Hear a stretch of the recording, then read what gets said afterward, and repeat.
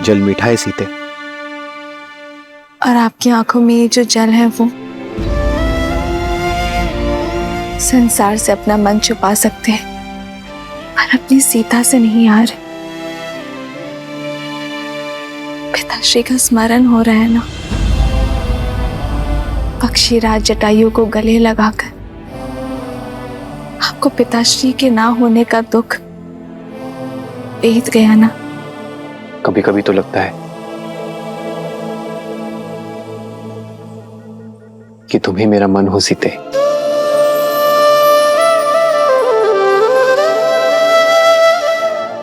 मेरे भीतर के सोच भाव, पीड़ा, आनंद,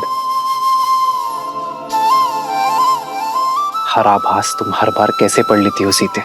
आप ही ने तो कहा कि आपका मन हूं मैं। सीता श्वास भले ही इस शरीर से लेती हो, पर उसके हृदय में केवल राम बसे हैं यार।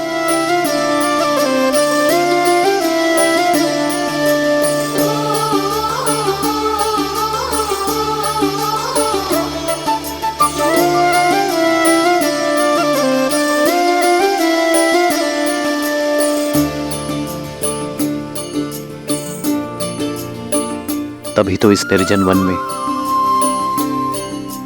इतने वर्ष तुम्हारे साथ कैसे बीत गए सीता, मुझे ज्ञात ही नहीं चला।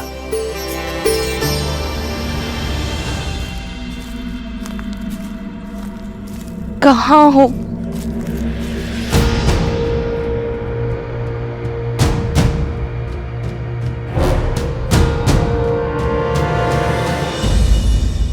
कभी कभी तो ये वनवास वरदान लगता है आर्यन।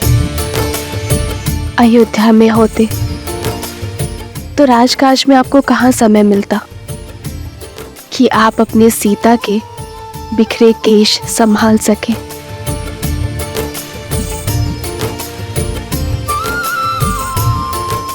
लाइए, अब मैं आपके केश संभाल देती हूँ।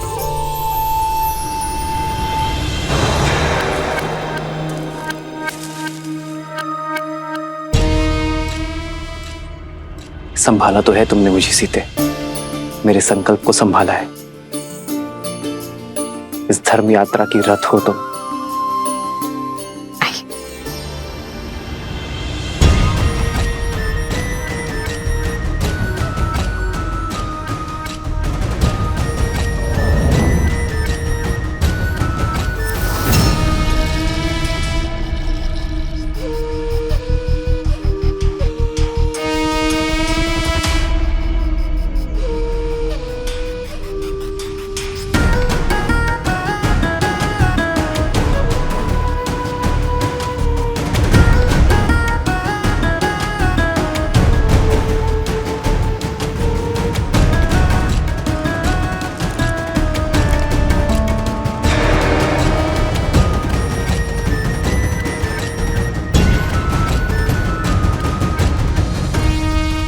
कौन है ये दिव्य पुरुष जिसने शूर्पणखा का मन मोह लिया? इतना सुंदर मन भावन पुरुष अवश्य यही राम है,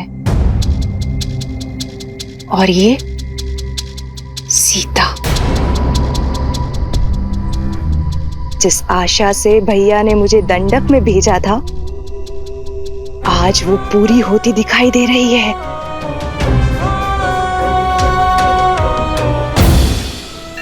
मैं खोजूंगी सीता को। सीता पर केवल मेरे भाई लंकेश का अधिकार होगा। भैया को दिया वचन निभाने की घड़ी आ गई है। राम से सीता को सदा सर्वदा के लिए दूर कर दूंगी मैं। संध्या का समय, मैं भोजन बना लेती हूँ।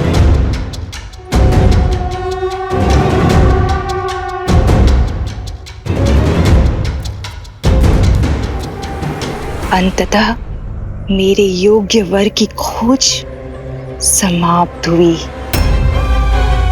एक ही तीर से 2 लक्ष्य साधूंगी मैं।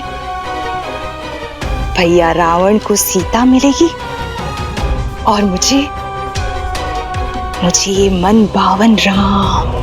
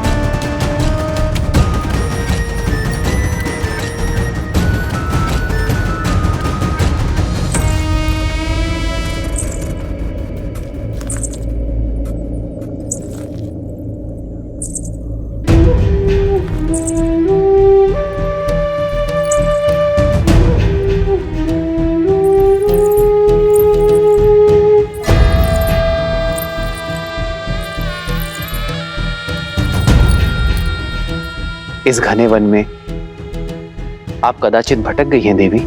भटक तो मैं अब तक रही थी, किंतु अब मुझे मेरा लक्ष्य प्राप्त हो गया है। तुम्हारे शौर्य की न जाने कितनी कथाएं सुनी है मैंने राम, किंतु सोचा कि कथाएं हैं, परंतु आज तुम्हें साक्षात देखकर तुम्हारी दिव्यता का आभास हुआ है। तुम्हारा ये यौवन, तुम्हारे मुख पर ये सूर्य सा तेज और तुम्हारी ये बलिष्ठ भुजाएं और ये निश्चल हंसी किसी का भी मन मोह सकती है राम। बिना मोल तुमने मुझे खरीद लिया है राम। अपना परिचय दे देवी और यहाँ आने का प्रयोजन बताएं। प्रयोजन भी तुम हो और प्रारब्ध भी तुम, मन की इच्छा भी तुम हो और तन की कामना भी तुम। मैंने अपना नहीं, आपका परिचय पूछा है देवी। क्या ये पर्याप्त नहीं कि मैं एक सर्वांग सुंदर स्त्री हूं और तुम एक सर्वश्रेष्ठ पुरुष। हमारा प्रेम और संबंध हमारा परिचय बन जाएगा और मेरे यहाँ आने का प्रयोजन तुम मेरी आंखों में देख पाओगे। ओह, मुझे वो पुरुष बहुत भाते हैं जिन्हें पाना थोड़ा कठिन होता है। मन कठोर न करो राम। मैंने सुना है कि बल के साथ साथ तुम बुद्धि के भी धनी हो, तो अब तक तो ये समझ ही गए होगे ना कि मैं तुम पे कितना मोहित हो चुकी हूं। तुम्हें पाना चाहती हूँ, तुम्हारी होना चाहती हूँ। अरे आप किससे बात?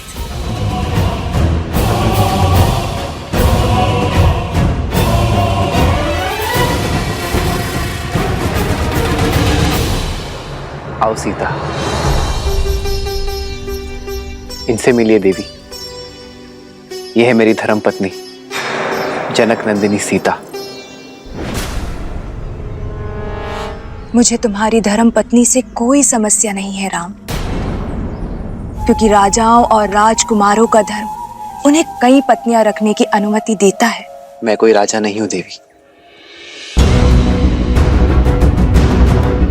एक साधारण सा वनवासी हूं।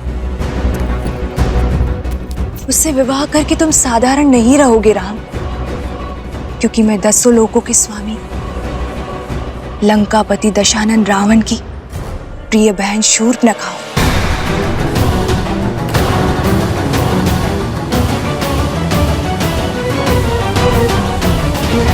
दंडकारण्य के राजा खर और दूषण भी मेरे भाई हैं। मुझसे विवाह करके तुम दंडक के राजा बन जाओगे और मैं बनूंगी तुम्हारी महारानी। और यदि तुम चाहो तो तुम्हारी इस सीता को मैं अपनी दासी का पद सौंप दूंगी। क्षमा करें देवी, मुझे राजपाट पद प्रतिष्ठा से कोई मोह नहीं है, अन्यथा मैं वनवास में नहीं होता। मेरी दशा समझे देवी।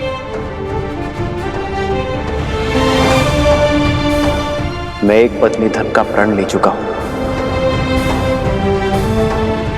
मेरी धर्म और मर्यादा का सम्मान करें।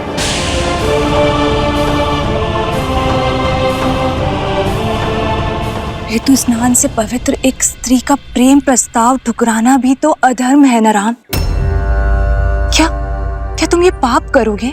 अंतर है देवी। जीवन के 4 पुरुषार्थ में से धर्म काम से पहले आता है। यदि कोई कर्म धर्म संगत ना हो, धर्म की सीमा में ना हो, तो वो कर्म अधर्म और पाप का कारण बन जाता है। आपके प्रस्ताव में काम है देवी, और मेरी नाम में धर्म है। मैं यहाँ नीति और शास्त्र का पाठ पढ़ने नहीं आई हूँ। मैं तो तुमसे विवाह करने आई हूँ राम। भैया, जल ले आया।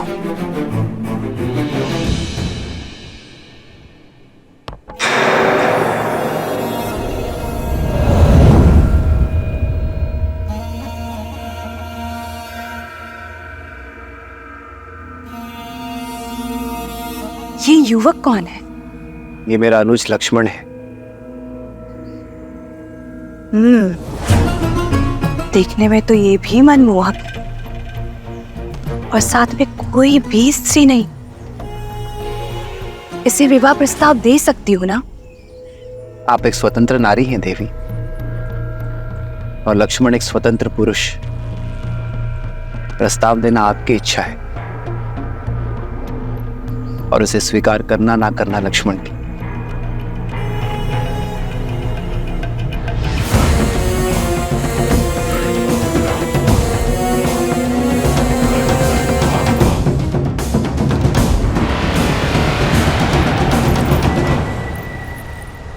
वीर पुरुष, संयोग देखो, एक सुंदर स्त्री की भेंट एक रूपवान पुरुष से हो रही है, और दोनों ही इस वन में अकेले हैं।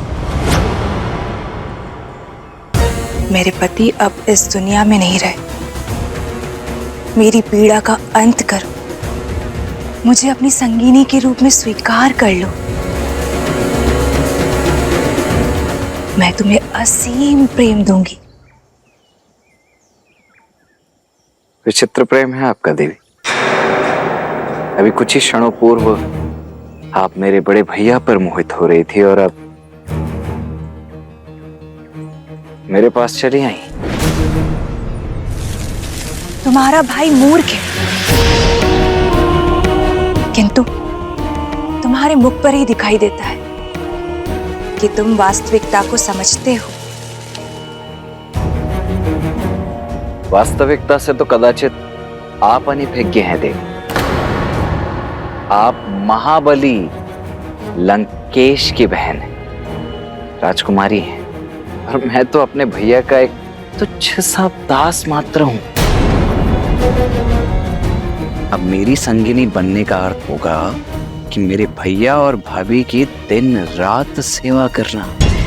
अब आप जैसी सुंदर राजकुमारी ऐसा करेंगी, ये तो होगा नहीं, और आपको ऐसा करते देख मैं पाऊंगा नहीं। इसीलिए यदि आज्ञा लेनी है तो स्वामी से लीजिए, दास से नहीं।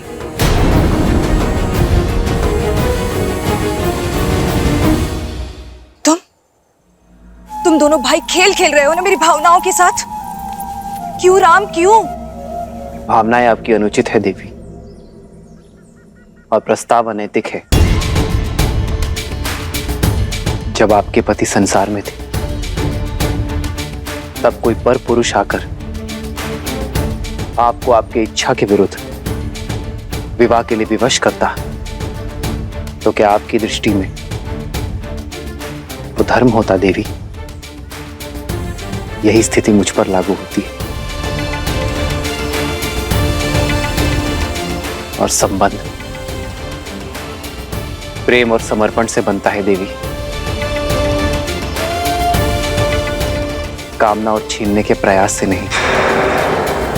आपके लिए यही श्रेष्ठ होगा कि आप किसी ऐसे व्यक्ति को खोजें जो आपसे प्रेम करे। वही आपको संतोष दे पाएगा देवी। मैं अपनी सीता से अत्यंत प्रसन्न हूं। मैं अपनी सीता के अतिरिक्त किसी और से प्रेम कर ही नहीं सकता देवी। इस सीता के कारण ही तुम मुझे त्याग रहे हो राम। क्या है इसमें? एक साधारण सी स्त्री जो कल वृद्ध हो जाएगी। उसका रूप और यौवन सब कुछ खो देगी, किंतु मैं माया की स्वामिनी हूं। मेरा शरीर सदा रूपवान और यौवन से भरा हुआ रहेगा। प्रेम का शरीर और यौवन से कोई संबंध ही नहीं है देवी। प्रेम तो आत्मा से होता है, जो मेरी आत्मा को सीता से। अब समझी, समस्या की जड़ ये सीता ही है ना। इसके कारण ही मेरा प्रस्ताव ठुकरा रहे हो ना तुम। मेरा रूप, मेरा यौवन सब कुछ तुम्हारे लिए व्यर्थ है। इस सीता के कारण ही पहली बार ऐसा हो रहा है कि लंकेश की बहन को वो नहीं मिला जो वो चाहती। तो मैं अब इस समस्या का अंत किए देती हूँ। अपनी पत्नी के प्रेम और पत्नी प्रण की बेड़ी से बंधे हुए हो ना, आज मैं उसको ही खत्म कर देती हूँ। और जब पत्नी ही नहीं रहेगी तो कोई प्रेम, कोई प्रण तुम्हें मेरा होने से नहीं रोक पाएगा।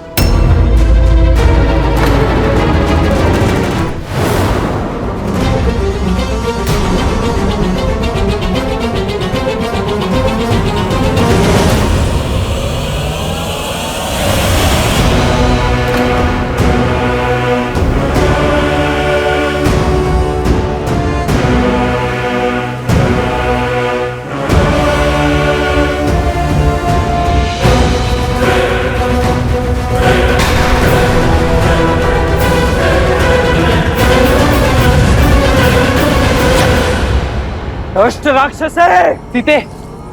नहीं भैया लक्ष्मण, स्त्रीवध का महापाप मत लीजिए।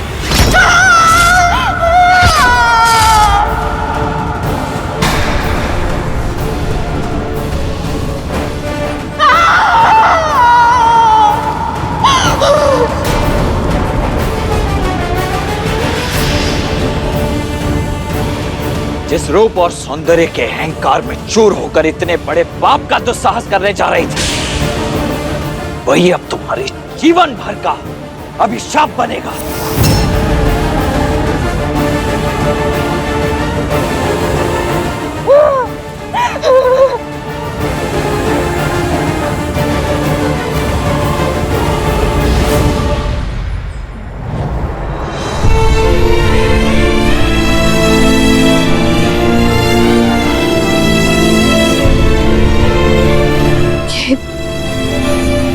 ये उचित नहीं हुआ है।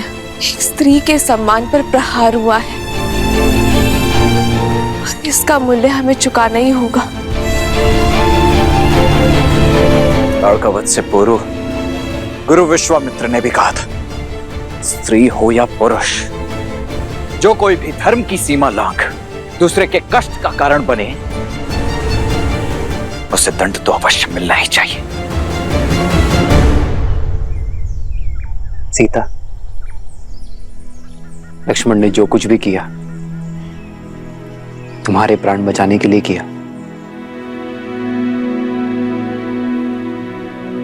शूर्पणखा को उसके कर्मों का फल मिला। जब मनुष्य अपने रूप और शक्ति के कारण अनुचित कार्य करता है, अधर्म करता है या औरों को अधर्म करने को प्रेरित करता है, तो उसे उसका दंड अवश्य मिलता है सीता। जिस रूप और पद के गर्व के कारण शूर्पणखा ने यह पाप किया, उसका छिन जाना ही उसका फल है सीता। परंतु उस पर जो प्रहार हुआ, हमारा कर्म था रे। अपने कर्मों से तो हम विमुख हो ही नहीं सकते सीते, उसका फल तो अवश्य मिलेगा, किंतु उसका सामना हम एक साथ करेंगे।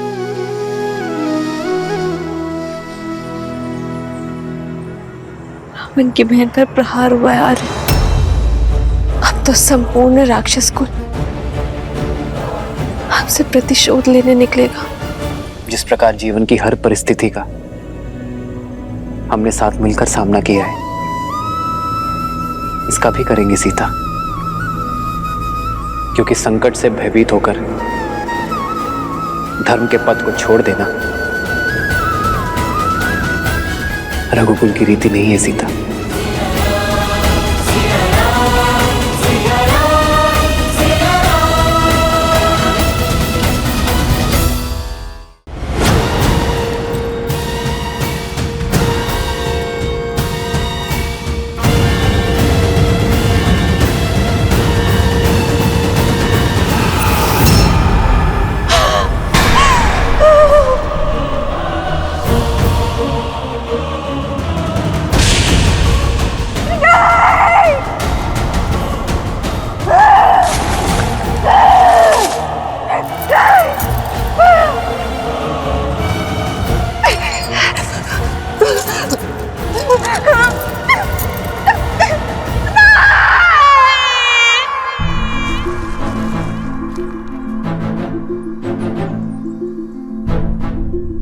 राक्षस प्रजाति हमसे प्रतिशोध लेने अवश्य आएगी लक्ष्मण। हमें शीघ्र अतिशीघ्र यहां एक गुफा का निर्माण करना होगा, ताकि मैं पंचवटी में इनका सामना कर सकूं और सीता यहां सुरक्षित रहे। आप क्यों भैया? रक्षक का धर्म तो मेरा है, इसीलिए इन राक्षसों का सामना भी मैं ही करूंगा। आप यहां भाभी मां के साथ रहिए। तुम्हारे सामर्थ्य पर तनिक भी संदेह नहीं है मुझे लक्ष्मण, तभी तो संसार में सबसे अमूल्य, सबसे महत्वपूर्ण सीता की सुरक्षा का दायित्व मैंने तुम्हें सौंपा है।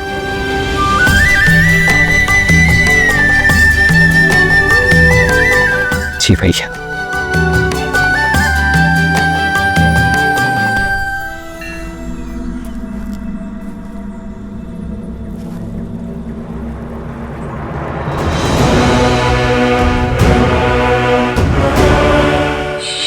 शंभू,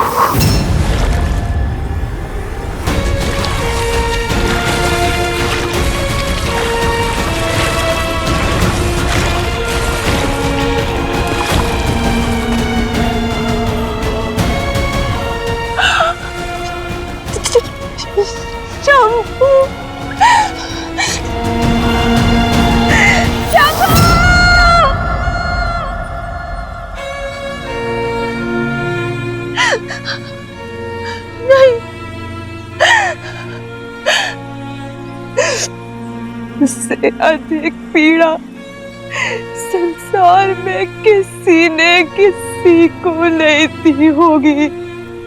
राम,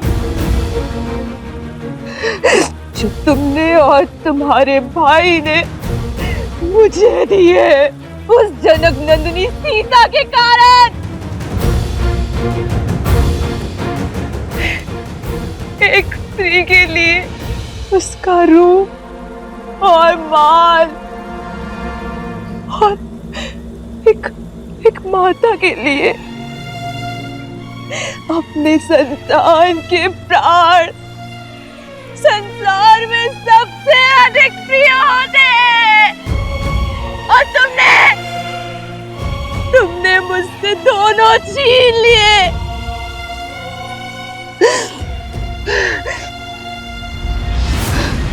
नहीं छोड़ूंगी, नहीं छोड़ूंगी। राम, सीता, लक्ष्मण, इस प्रहार का प्रतिकार लेगी ये शूर्पणखा, जो मेरी आंखों में आंसू भी नहीं देख सकता। तुमने शूर्पणखा का अपमान नहीं, अपने मृत्यु का आह्वान किया है राम। अब देखना कैसे राक्षस कुल तुम्हारे प्राणों का शत्रु बनता है और कैसे तुम्हारा जीवन मृत्यु से भी भयानक होता है।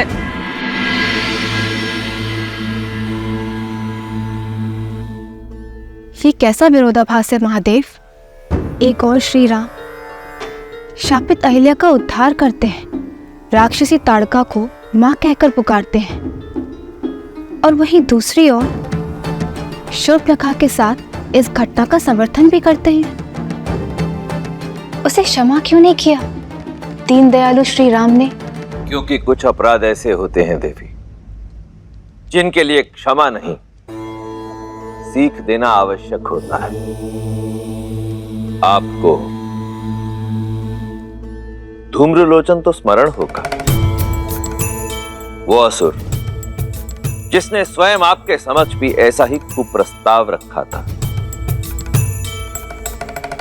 आपने उसे एक फूंक मारकर भस्म कर दिया था। रक्त बीज जिसके रक्त की एक बूंद भी आपसे छूटने ना पाई थी, क्योंकि प्रहार तब भी एक स्त्री के सम्मान पर हुआ था, पति और पत्नी के पवित्र संबंध पर हुआ था। और श्री राम वो तो संसार को आदर्श और मर्यादित जीवन की विधि सिखाने के लिए ही आए हैं। ऐसे में संसार को यह सीख देना भी अत्यावश्यक हो जाता है कि यदि किसी ने कुमार्ग को अपनाया तो उसे दंडित भी किया जाएगा।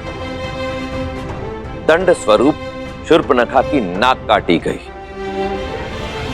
उसके रूप के अभिमान को मिटाने के लिए उसके कानों को भंग किया गया, क्योंकि श्री राम द्वारा बार बार धर्म की बात समझाने पर भी वो उसे अनसुना कर रही थी।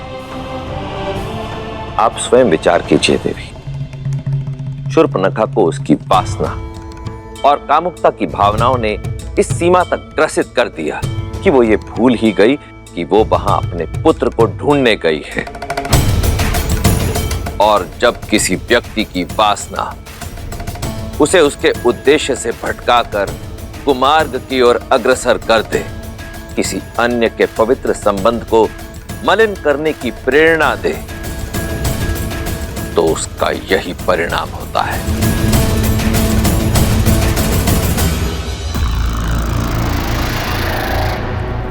भैया!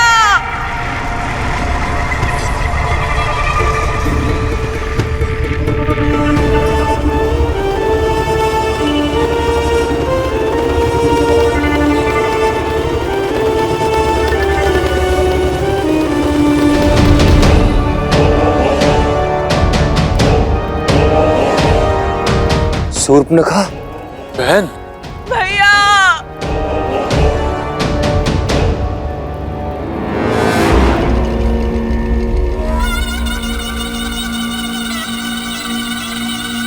बहन, ये कैसे?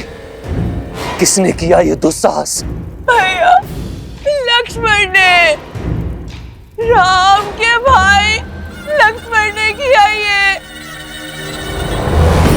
मुझसे मेरा रूप, मेरा गर्व सब छीन लिया। भैया, रक्षवंश का सम्मान ही नहीं,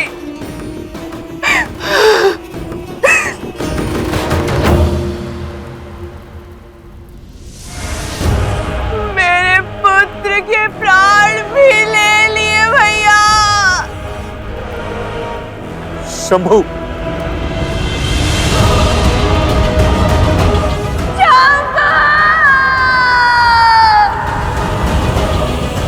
वनवासियों का इतना दुस्साहस, इसका मूल्य चुकाएंगे वो। अपना प्रतिशोध पूरा होते देखोगी तुम बहन। ऐसी मृत्यु देंगे उन वनवासियों को कि भय का दूसरा नाम दंडकारण्य भी भयभीत हो उठेगा। उचित कहा दूषण, किंतु उससे पूर्व शंभू की अंत्येष्टि करनी होगी।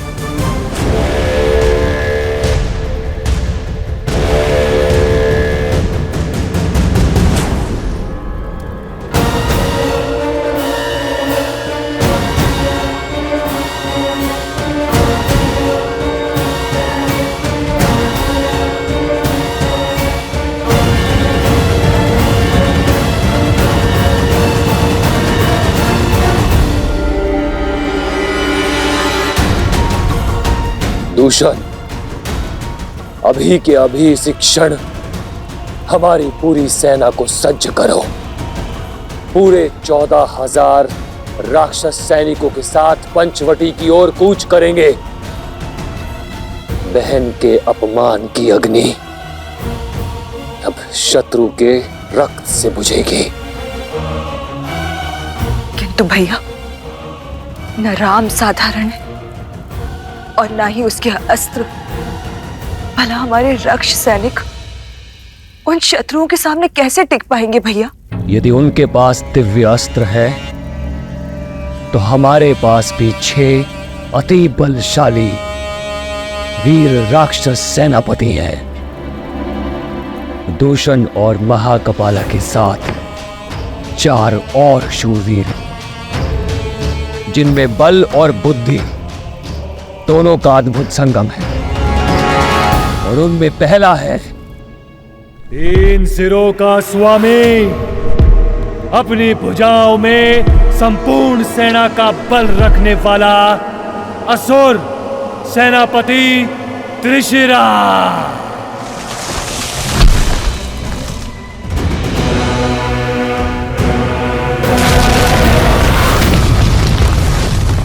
महाशक्तिशाली, आतंक का पर्याय, बल की पराकाष्ठा, जिसके आगे न देव टिक सकते हैं न दानव, महाबली अरिष्टा। और सबसे शक्तिशाली अस्त्र, कुटिलता में पारंगत, दया से दूर, बल से भरपूर, अनेकों बार इस धरा को संतों के रक्त से रंगने वाला परम प्रतापी स्थूलक्षा, जिनके वार से देवता भी नहीं बच सकते, उनके प्रहार से वो तुच्छ मानव कैसे बचेंगे? मनुष्य शरीर 5 तत्वों से बना है और हमारे 6 वीर सेनापति राम और लक्ष्मण का हर अंग भंग कर देंगे, आत्मा तक को नष्ट कर देंगे उनकी।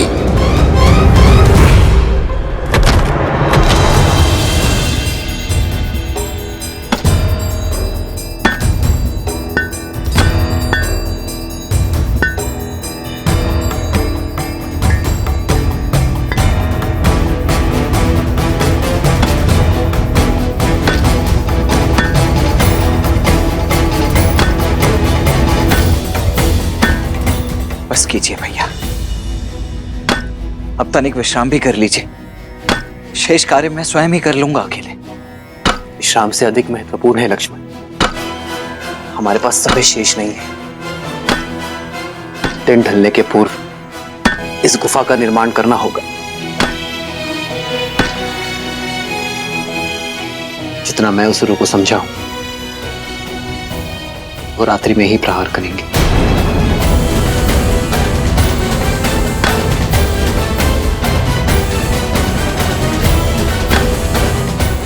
जो आ गया भैया।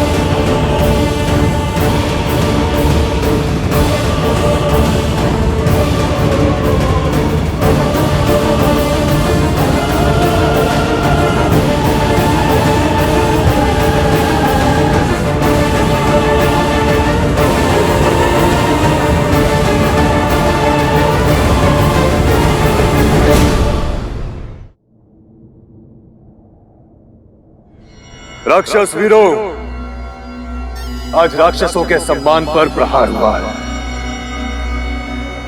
दो तुच्छ वनवासियों ने हमारे बल को ललकारा है, हमारे शौर्य को चुनौती दी है।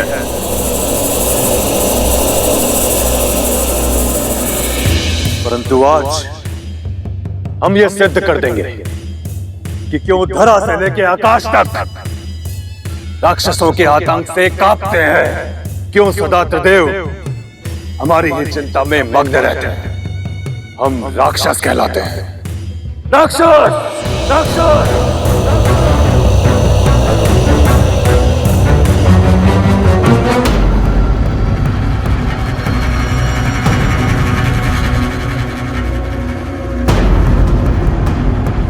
मेरे 6 वीर सेनापति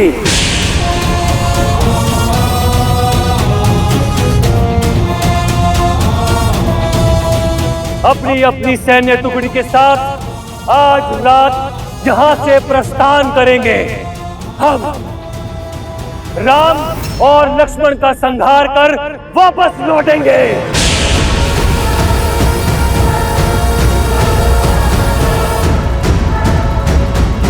और इस द्वंद्व में हमारा पुरस्कार होगी ब्रह्मांड सुंदरी सीता।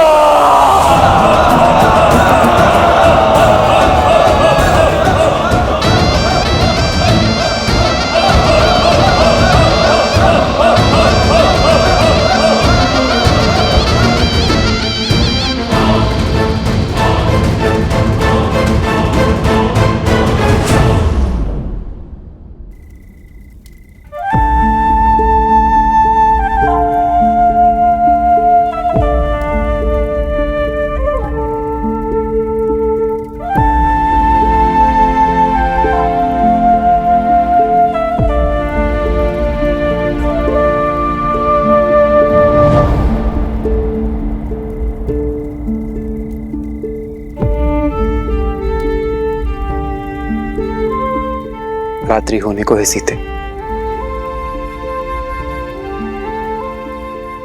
तुम लक्ष्मण द्वारा सुरक्षित इस गुफा में ही रहना। मैं पंचवटी में आने वाले संकट की राह देखूंगा। ये सब मेरे कारण हो रहा है ना आर्य? हाँ,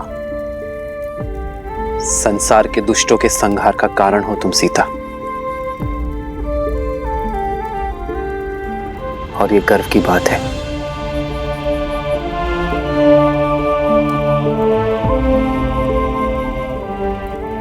मुस्कुरा भी दो सीता। मेरी सीता के सुंदर मुख पर चिंता का भाव शोभा नहीं देता।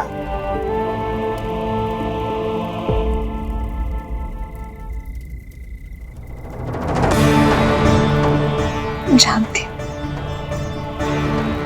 विजय धर्म की ही होगी, मेरे श्री राम की ही होगी। भाभी माँ की आप तनिक भी चिंता मत कीजिए भैया। मैं उनकी रक्षा उसी प्रकार करूंगा जिस प्रकार पल के आंखों की करती है। जानता हूं लक्ष्मण, तभी तो अपनी प्राण प्रिय सीता की सुरक्षा का उत्तरदायित्व मैं अपने वीर भाई के कंधे पर सौंप कर जा रहा हूं।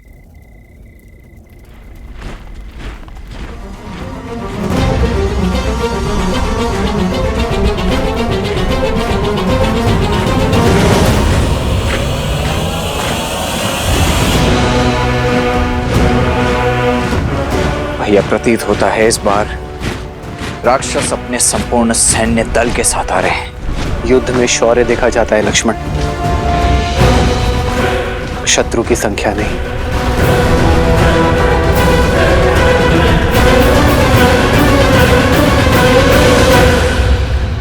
आर्य,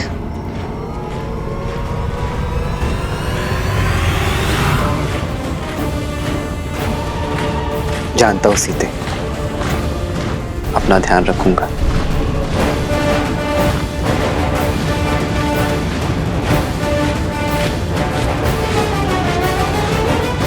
लक्ष्मण,